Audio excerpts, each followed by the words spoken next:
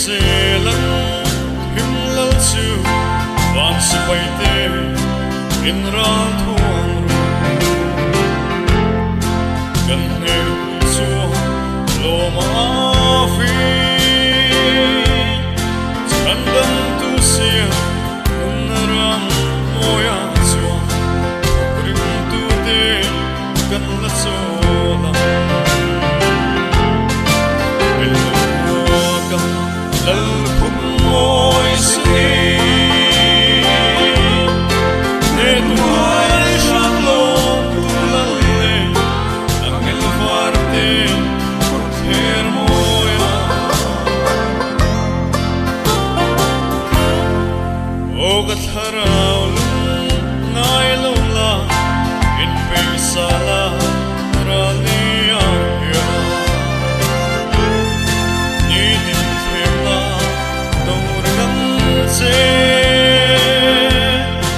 him ral ka solin nan ding nai lo sayon ral mo hen malu chu lal khum moi si ne tuai shan lo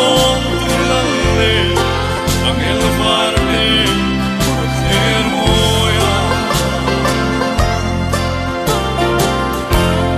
solin do na le ral lo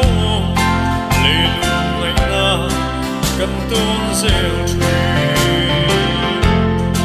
ni din them na shuai tu ro wi him lo kian ro van do ai na min lo e kan ne do se sen sa